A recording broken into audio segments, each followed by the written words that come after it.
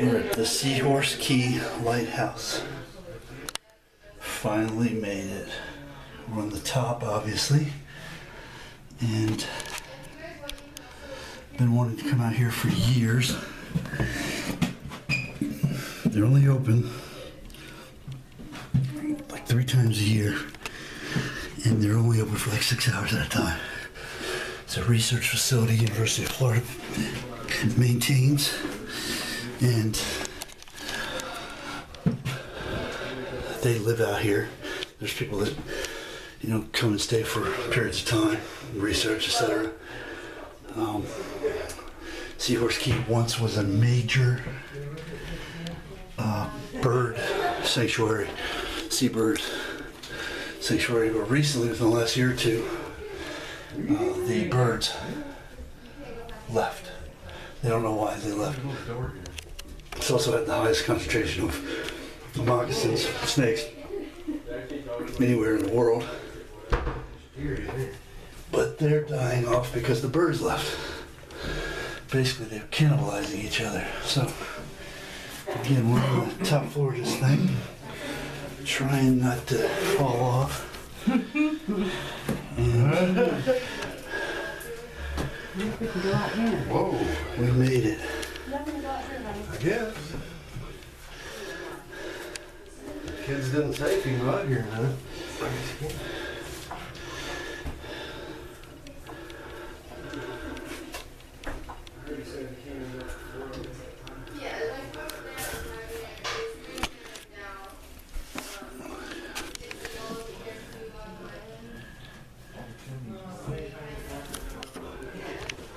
I'm sure this wasn't the light for the lighthouse. It was here, it would have been here.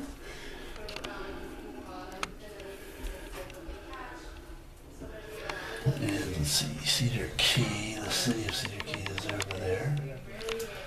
And City of T Key is over there. And after that, I'm not sure. I think that's Northern Key, and then Snake Key is behind me. I'm not 100% on that, but I'm outside the lighthouse, still on the lighthouse platform, but out.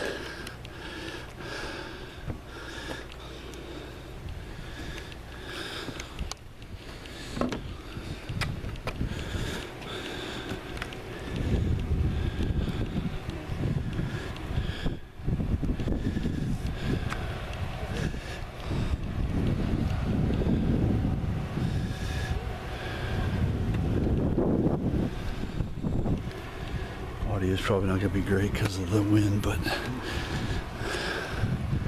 all you'd be hearing is me talking anyway.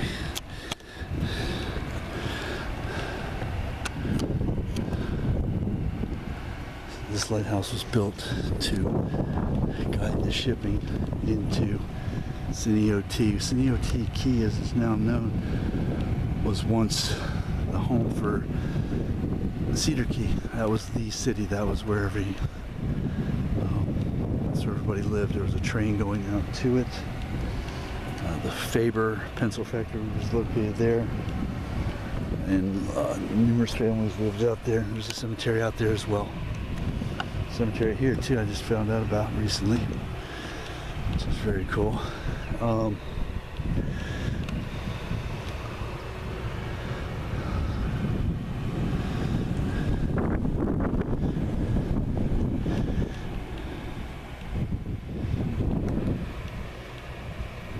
That was wiped out in a hurricane.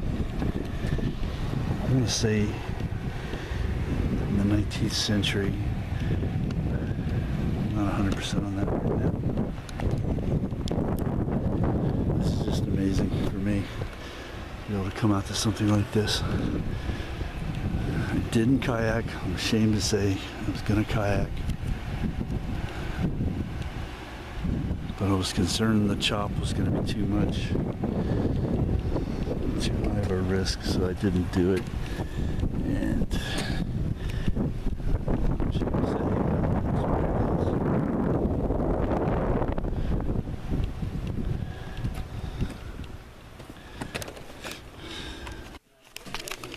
okay, we're going down now. an easy proposition for sure.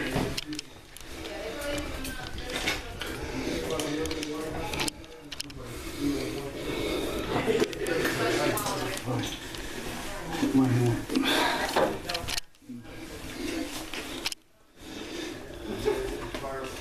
Hit my heel wrong and fall. It'll be on. There you go. Okay. Are you coming down? Oh shoot. Can you squeeze by me here? I think I can. She's gonna go down. I can't make myself move. I can. Smaller, sorry. I swear they make this thing for short, small people. I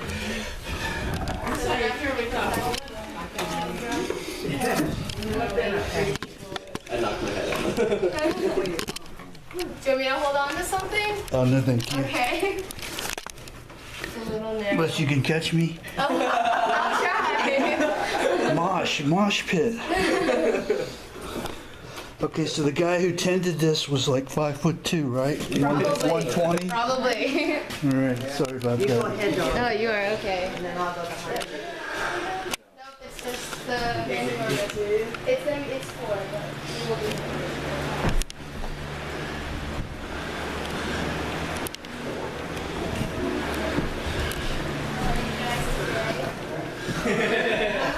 Yeah, be very careful. Okay, tell me about the history of Lighthouse, please.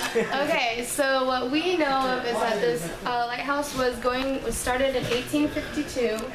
It ended stopping progress because of a hurricane, and it ended actually starting 1854. It was originally just these 4 corridors for the lighthouse keeper and his assistant. Who was short and small. Yes, who are all really short and small. Hunter, do you want to give some more? So, I mean, what else?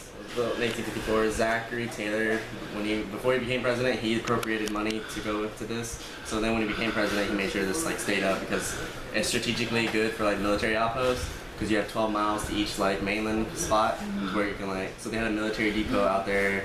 But it's one of the privately owned islands that had a village on it, I forget the name of it. It's around here. And they had like a military depot where they keep all like the military stuff, so they bring it out here.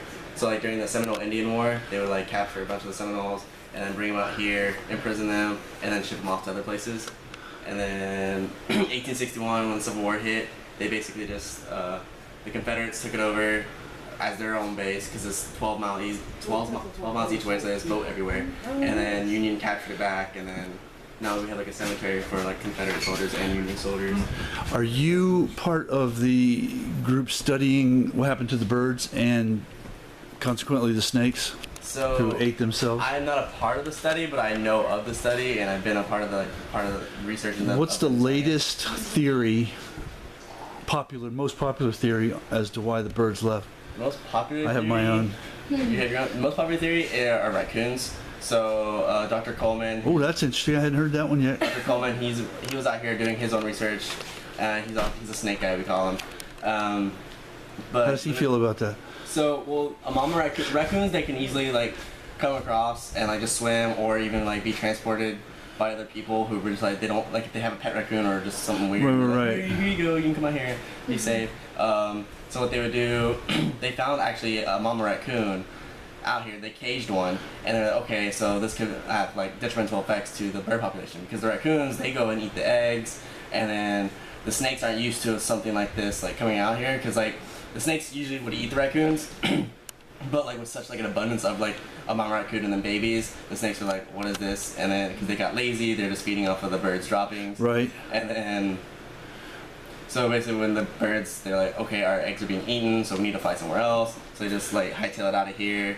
And then the snakes are starving because they don't have food from the birds. Right, they're cannibalizing.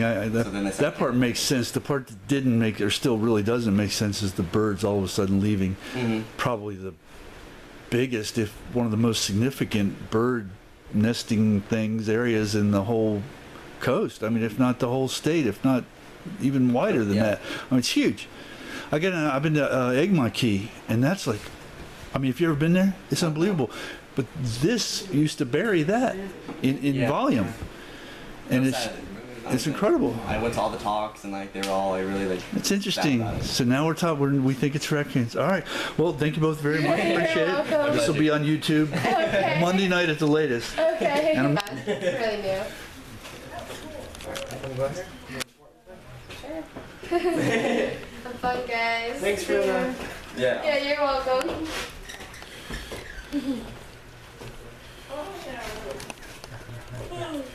So you guys UF obviously, right? Yes.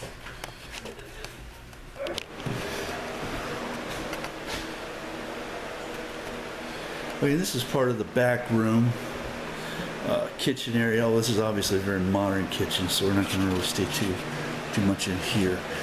But as I said, upstairs. The students will sometimes live here or stay here.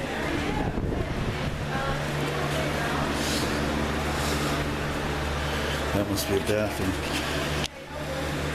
And this is the part that is the outside. This is brick, so this would have been the outside wall before they built the other on.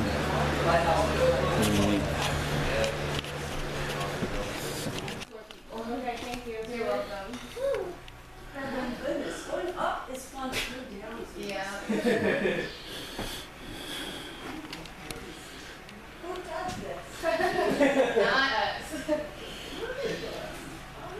We got the hill, and we're inside the original 1854 building. The original fireplace they've since bricked up. Imagine to keep out animals from inside. But here we have the bunk beds that are presently here. An old time armoire or closet of some sort. So Yeah, like, I'm so sorry. Oh, you're dead. Like Penny. That'd be so sad. Maybe get rid of some of them. So now we're down out of the lighthouse, which is up there. Now a whole bunch of people. I was the first person out here. So this is what it looked like in 1854 without the side. This side here has been built since then. This is the original building.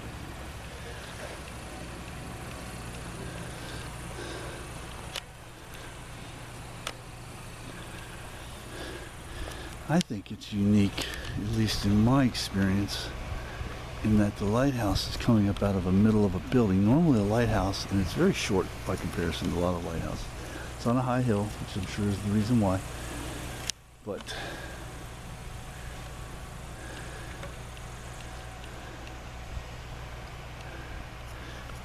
it's coming down into a house, so you wouldn't have had to go outside of your residence to get to it. And you had to climb some really tight stairs, but other than that, watch out for the effing moccasins, man. They're out here.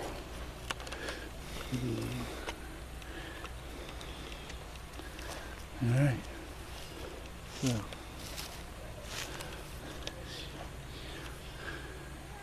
And that's it. That's the lighthouse. We're on a hill. Let's go over to the other side here, and we'll get a view of the hill. We'll try not to shake too much. Get an idea of. See, we can see down there. That's the water down through there. So it drops off pretty steadily. So without all these trees, which you would not have had back in the day, you'd have a very, very clear view of this lighthouse from miles and miles and miles. So, that being said, we're going to sign off on this for now. Head out to the cemetery, see what that's all about.